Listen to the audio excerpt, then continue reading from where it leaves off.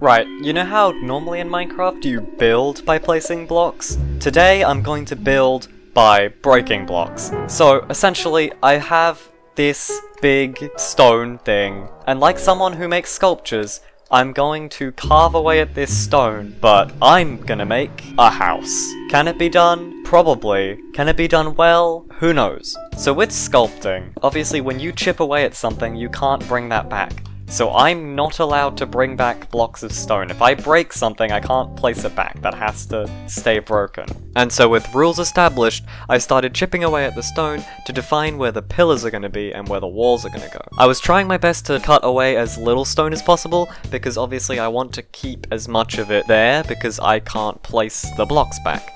So the more stone there is, the more opportunity I'll have later on. So I didn't actually make the walls go up too high, but I did make a few mistakes which led me to have to make the walls go up kinda high. Let's have a look at the mistakes I made. Oh no! Oh, I misclicked. I'm gonna leave it for now. No, I'm not. And that's why I had to shrink all of the walls. I couldn't salvage that hole. I broke another block. But I left that hole in the wall because it was in a decently good position to just be a window. With the walls outlined, I started carving out the roof. So this is the absolute lowest... Right, never mind. This is now the absolute lowest our wall is going, because now this block is also going to be a window. Something I haven't mentioned until now is that I'm allowed to use slabs and stairs, but they follow the same rules as everything else. So if I make this a stair, now I can't have this section of the block back, and if I make this a slab, I can't have the entire bottom section of that back. And then if I break the slab, I can't place the slab back. So these are just so that I can get more precision than just a full block. So I went ahead and chiseled away at the roof. I started with getting the shape of like the bottom of the roof first, and once I had gotten that shape, I copied it to both sides, and then I moved on to doing the top of the roof and making that slanted shape go across the whole roof to make one whole roof. What? Also, it should be mentioned, I did make some mistakes, like putting a stair the right way up instead of upside down, but there weren't too many of those mistakes, so overall, the roof came out with the right shape. Right, we've pretty successfully sort of carved out a house, though I never considered where the entrance would be. Right, so I'm thinking we put the entrance here.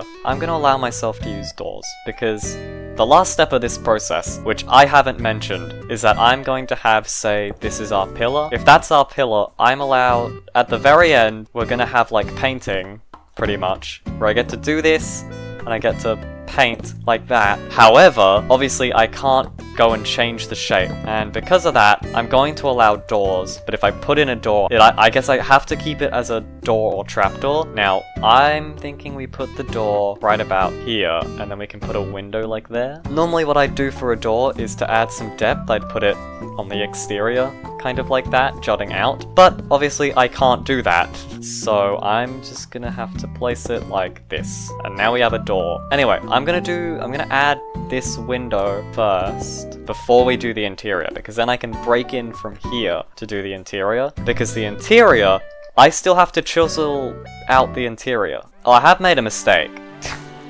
We're gonna have to deal with a dirt floor, because I went too low down. I didn't think about the floor. I can't even put a carpet on it. We're gonna have to deal with a dirt floor, I reckon. Anyway, I want to finish carving. Instead of working out a solution for the floor, I decided to just continue carving out the interior and decide on what I'm going to do with the floor later. So interior is definitely the hardest part of this, because I don't know what I want for interior, and interior is the thing that you're placing blocks. You're making stuff in an empty room. You can break these, and break these. Now, I'm leaving these, because I think we make like a table sort of surface. And I think we maybe make a table in the middle here, and we can put some chests and stuff here. I'm realizing I haven't thought about a bed, so we can put a bed like here. We can put something else there. I'm gonna go in and put a bed. Now, if I want to put stuff on the table, I can't break these blocks. Now, I'm planning on hanging something here, I think. This is a nightmare to work with, because I can't place the blocks back. Right, I think we skip to the painting stage for the exterior. Also, I think it's safe to say we can remove this. So now our house is detached from our giant stone block, which, if gravity was real, would have crushed our house by now. This is actually looking pretty good. For a house that has been completely sculpted, So far it's looking pretty good. But now, we're in the painting stage. So paint I do, and I go ahead and I start with the walls, because I had figured out the block palette I wanted for the walls. And so along with the walls I also did the pillars. So the pillars were oak logs, as you can see, and the walls were spruce with some stripped spruce to give it a bit of variation.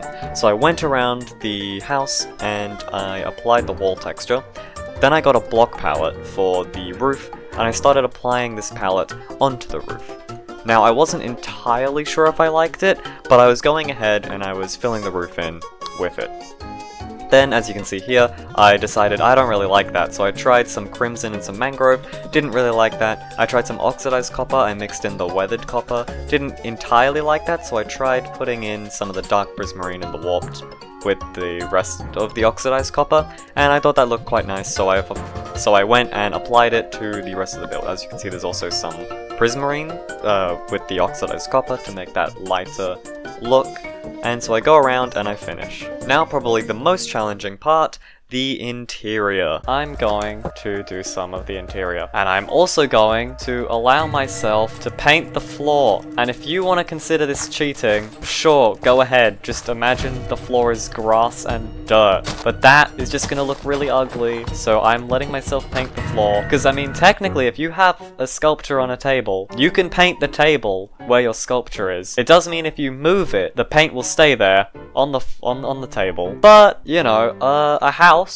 not gonna move, so it wouldn't really matter if you paint on the floor. I can make these chains, and we can put our lantern. Okay, it's a bit hard to read. There we go. So now we have a light, which I'm actually going to swap out for a soul lantern. And remember, you can always repaint a layer if you don't like it, and so that's just repainting because it's the same shape.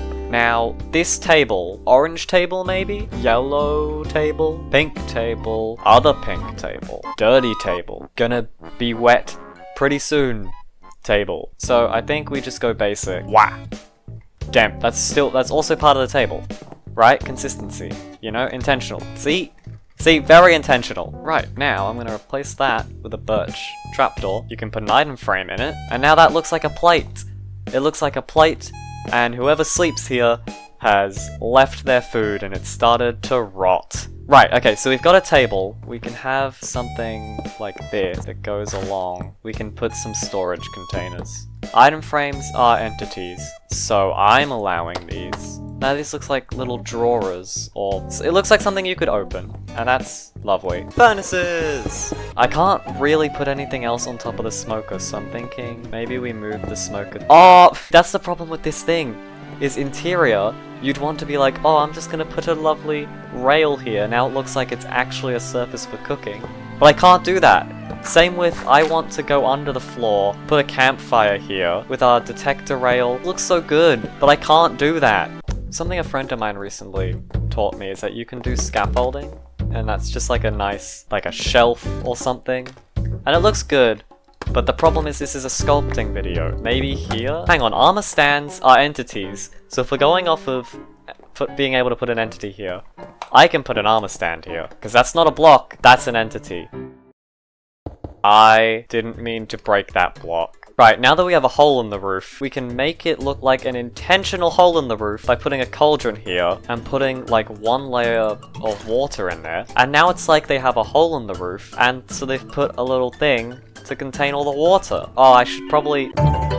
I don't think I'm done. This here looks very empty. Something I realized I could do is I could make the door appear taller by doing this. Now that the door appears taller, it takes up more of that space. I do kind of want to change out the door. Look at that. That's a nice looking door. Okay, this is a very empty wall. So like all good builders, I just put in a window. And this is now our final product. This started off as a block of stone. We've got a roof and we've got some walls, and this was all sculpted out of a bunch of stone. We can walk through our lovely purple door. They've got these cabinets for more storage. They've got a plate. They have this stack. They have a place to cook their food. They have a leaky roof. They just straight up have a hole in the roof. But they've solved that by putting a cauldron there. That was sculpting a house. So if you enjoyed watching me break blocks to make something, consider subscribing, like the video. Bye editing Sham. Hope you had a great time.